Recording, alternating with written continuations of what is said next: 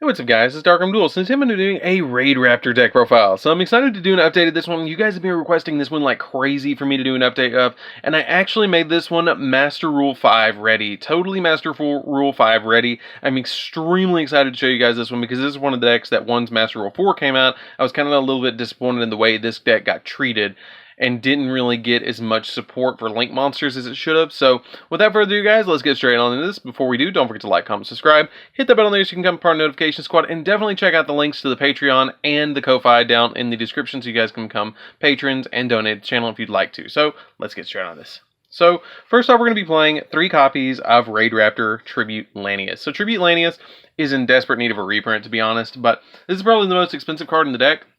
But it has the ability that during your main phase, if it's normal or special summoned, you can send a Raidraptor card from your deck to your graveyard. And then during your main phase 2, if this card destroyed an opponent's monster by battle, you can add a Rank Up Magic Quick Play spell from your deck to your hand. And also, you can add special summon monster from the deck, extra deck, for the rest of the turn except Raidraptors, which is not that big of a deal because basically what you're trying to do is add your Doom Double or something like that directly from your deck to your hand so you can get off some of your plays. But the main one that you're trying to do is use this as a Foolish Burial. Then we play 3 of the best card in the deck, and that is 3 copies of Vanishing Lanius. Vanishing Lanius helps us with so many 1-turn plays or 2-card plays. Though once per turn during your main phase, if this card is normal or special summoned this turn, you can special summon a level 4 or lower Raidraptor monster from your hand. Like, Vanishing Lanius is the MVP best card in the deck. I know that sounds a little bit weird, but this card starts so many combos where you just normal summon this, normal summon another Vanishing Lanius, normal summon your Tribute Lanius. Tribute Lanius sends the Mimicry to graveyard, Mimicry banish, and then you just start snowballing off of the Vanishing Lanius. But then we play 3 copies of the Mimicry Lanius. Mimicry Lanius is a really interesting one that during your main phase, if this card is normal or special summoned, you can increase the level of all Raidraptor monsters you control by 1. We never do that. This card never actually sees field play. It's just the ability that if this card is in the graveyard because it was sent there this turn, you can banish it to add a Raidraptor from your deck to your hand. That's usually the only effect that you ever use with Mimicry. Then we play 3 copies of Fuzzy Lanius. Fuzzy Lanius is by far one of my favorite of them all because it has the ability, it's kind of like in Blackwing's Bora. If you control I almost said a Blackwing. If you control a Raidraptor monster other than this card or other than another copy of itself, you can special summon this card from your hand. And if this card is sent to the graveyard, you can add a Raidraptor Fuzzy Lanius from your deck to your hand, and then you can only use its effect once per turn. And you cannot special summon monsters every turn you activate this effect except Raidraptor monsters. That's not that big of a deal, but it's just something to keep in mind. I play a single copy of Booster Strix. Booster Strix helps out a lot because it has the ability that when a Raidraptor monster you control is targeted for an attack by an opponent's monster, you can banish this card from your hand and then destroy the attacking monster. That's a really good effect, and plus you can always use it as a rank 4 material if you don't use it for that effect. 1 copy of Singing Lanius. If you don't want to play the Booster Strix, you can play 2 copies of Singing Lanius. Singing Lanius is if you control a face-up XYZ monster, you can special summon this card from your hand basically for free. It's really easy as a combo extender to get into more like 4 Strix and other cards like that. So this card's really, really good. And then we also play 3 copies of Pain Lanius. Pain Lanius has the ability that it cannot be used for the XYZ summon of an XYZ monster except for the Wing Beast monsters.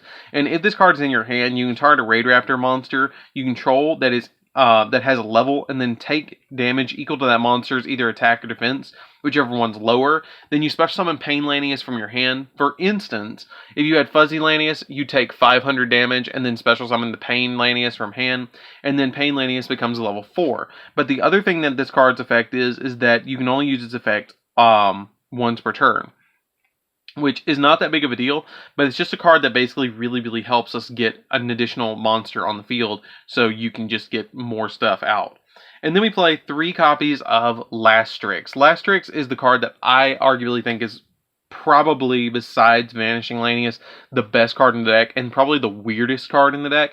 But it has the ability that if a Raidraptor monster you control battles while you have any spell and trap cards on the field or in your graveyard, you can special summon this card from your hand and then gain 100 life points for each spell or trap you control and in your graveyard. And then you contribute this card, and your opponent takes no damage for the rest of the turn, but you could special summon a Raidraptor XYZ monster directly from your extra deck. Any one. So what you do is you use this, and then you tribute it to special summon out Satellite Cannon Falcon, and then immediately rank up into Ultimate Falcon. So this card is essentially a 2-card Ultimate Falcon. Really, really, really easy to summon. And then we play 3 copies of Ash Blossom. Ash Blossom is really helpful because you just don't want to deal with your opponent's stuff, so you just activate the Ash Blossom when they're trying to special summon from deck, or special summon, or send cards from deck to grave, or whatever you need to do with Ash. So that's it for the monsters. Let's get into the spells. So for the spells, we're going to be playing 3 copies of Call by the Grave. You play the 3 copies of Call by the Grave because you don't want to deal with your opponent's hand traps, you just want to hand trap them. 1 copy of Foolish Burial. Foolish Burial helps us because you can send something to graveyard, like your copy of your Mimicry Lanius, and then trigger its effect to be able to banish and then search. 1 copy of Pot of Avarice because you can really get some good plays off of the Pot of Avarice because you can have a lot of cards. You can go through a lot of your Raidraptors really quickly, and then putting them back in the deck and drawing 2 can really be beneficial. I play a single copy of Double or Nothing. Yes, a lot of the cards really restrict you into playing just Raidraptors or just Wing Beasts, but there is opportunities to go into with like Vanishing Lanius and stuff like that. There are opportunities to go into Utopia Double, and so we play a single copy of Double or Nothing. We play 3 copies of Allure of Darkness. Oh, if you don't want to play Double or Nothing, by the way, which I highly recommend that you do, you can always drop it for Monster Reborn.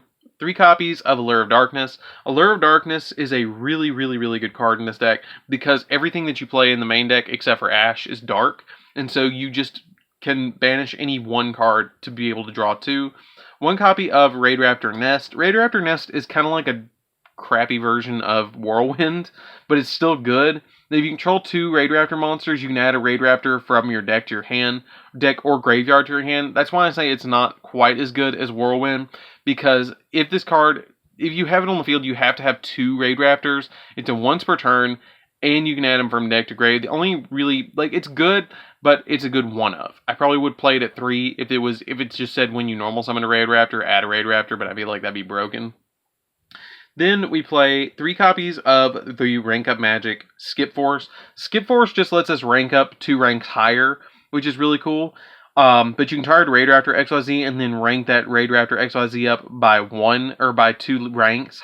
So basically, if you have like 4 Strix on the field, you can make it into a Revolution Falcon just by activating this and targeting it, which is really, really helpful. Or if you have something like Satellite Cannon Falcon, you can go from Satellite Cannon Falcon to Ultimate Falcon with this card as well. And then it also has the ability that during your main phase, except the turn this card was sent to the graveyard, you can banish it to end 1 Raidraptor monster in your graveyard, and then target a Raidraptor XYZ monster in your graveyard and special summon it.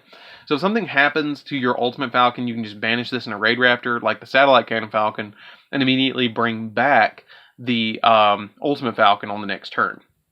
Then we play 2 copies of Rank Up Magic Soul Shave Force. Soul Shave Force is really interesting because you pay half your life points, and then target a Raidraptor XYZ monster you control, and then special summon a monster from your extra deck that's 2 ranks higher than that monster. So the main play with this one is if you have something like 4 Strix on the field, you can use Soul Shave Force and then go up into a Cyber Dragon Infinity, which is a really interesting combo that you just drop that and then go into the Cyber Dragon Infinity because it just says just 2 ranks higher. It doesn't say attribute or anything. And then we play a single copy of Doom Double. Doom Double helps out because if your Revolution Falcon gets destroyed, or if your 4 Strix gets destroyed, you can go from 4 Strix to Satellite Cannon Falcon or Revolution Falcon into Final Fortress Falcon, because it doubles the rank of the monster that was destroyed by battle. So like if 4 Strix is destroyed, you activate this, special summon the 4 Strix, and then rank it up into 2 ranks higher, which would be 4 to 8 or 6 to 12. It depends on what you got. So that's it for the spells. Let's get into the traps. So I do actually play a single trap in this deck, and it is a single copy of Raidraptor Readiness. Raidraptor Readiness is an interesting card that lets you make it so your Raidraptors can't be destroyed by battle this turn. And if you have a Raidraptor monster in your graveyard, you also take no battle damage as well. This card can really save you in clutch moments where you're getting down to, summoning an Ultimate Falcon, or you have a 4 Strix on the field and your opponent summons something big like Utopia Double, and you drop this and it's like, hey, yeah, I take no battle damage. You can destroy my monsters, but I'm not going to take battle damage. So this card's really, really good as a one-of. I might play it at 2 at some points, but I feel like it's a good one-of. So that's it for the main deck. Let's get into the extra deck. So for the extra deck, since we're getting to be in Master Rule 5 very quickly, I bumped my Force Strix back up to 3. Force Strix is so good. It's just such a good card. It gains 500 attack and defense for each winged beast monster you control other than itself, and then once per turn, you can detach a material from this card to add a dark winged beast monster from your deck to your hand. Any dark winged beast card from your deck to your hand. This card is really, really, really, really good. I really love playing this card at 3, and I was really sad when they came out with Master Rule 5, and this card went from 3 to like 2, and then like you couldn't play it any more than really 2 in the extra deck because you couldn't justify any more than 2. So now you can justify 3 because you can make 3 again without the extra monster zone. One copy of Revolution Falcon, you just make it every so often in this deck. You can detach a material from this card, and then it can attack all monsters your opponent controls. And then if it battles a special summon monster, the attack and defense of that monster becomes 0. And then once per turn, you can target, if it has a Raidraptor monster as XYZ material, you can target a monster your opponent controls and destroy it. And if you do, inflict damage to your opponent equal to half that monster's attack it had on the field. So this card's a real OTK maker. If your opponent has a couple of monsters that are special summoned from the extra deck and they have no response, if they have more than 4 on the field, you can just swing with this 4 times and win. And then we play 2 copies of Satellite Cannon Falcon. You don't make this that much, but it's used to summon Ultimate Falcon. But Ultimate Falcon is the MVP of the deck. That's the one you're summoning all the time in this deck. It's unaffected by all of their card effects. And then you can detach a material from this card, and then for the rest of the turn, all monsters your opponent controls lose 1,000 additional attack points, which is really, really good. And then if this card has a Raidraptor monster as material, once per turn during the end phase, you can make all monsters your opponent control losing another 1,000 attack points. And if they don't control any monsters because you destroyed them all, you can inflict an additional 1,000 points of damage to your opponent. So it just kind of depends on which way you're going with this deck. One copy of Final Fortress Falcon. I don't like this card as much as Ultimate Falcon, and I don't make it as much as Ultimate Falcon. I wish it would have had 4,000 attack instead of 38, but hey, whatever. If this card has a Raidraptor material, it's unaffected by other card effects, and then once per turn, you can detach material from this card to return all cards that are banished, the Raidraptor monsters in your graveyard, and then up to twice per turn, when this card attacks and destroys a monster by battle, you can banish a Raidraptor monster from your graveyard, and then this card can attack again in a row. It's an OTK maker, but I just feel like it's a good one-of OTK maker. Ice Beast Zero Fine, just to kind of walk as like a walking skill drain. You detach a material, negate all face-up cards on the field's effects, and then gain 300 attack for each face-up card on the field. Utopia and Utopia Double, you can make this extremely easily in this deck. It's just kind of, you got to work around it a little bit to where you're making it with the card effects where they're restricting you a little bit. One copy of Cyber Dragon Infinity. This card is extremely easy to make with Soul Shave Force. Again, you kind of just have to make it when you don't have the restrictions on the field, where you don't have to just summon Raidraptor monsters for the rest of the turn.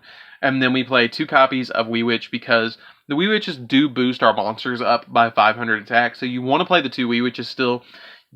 Even in Master Rule 5, I will probably still play at least a Wee Witch and maybe a Boral Sword if I want to go that route, because they're still good to boost up the attack, and they float and let you add a dark monster from your graveyard or hand if they get destroyed. But the extra 500 point boost per monster, and you got to think about it. If you have 5 monsters on the field, that's 2,500 extra damage on the field, and that's really good, especially with something like your copy of your Raidraptor Force Strix. The Force Strix can get really big on the field, so this card's still pretty good in my opinion. So that's it for the deck, guys. I hope you enjoyed it. It's a really cool deck to play around with. It's not crazy expensive. You could probably get the deck for less than $100. I would probably have to say less than $100 if you're going to try and build it. So the most expensive card in the deck is probably your Tribute Laniuses, because they've only had 1 printing, but hopefully they'll reprint it soon. So anyways, guys, this is DarkArmedDuelist. Don't forget to like, comment, subscribe. Hit that bell on there so you can become part of the notification squad, and I'll see you guys in the next video. See you around, guys.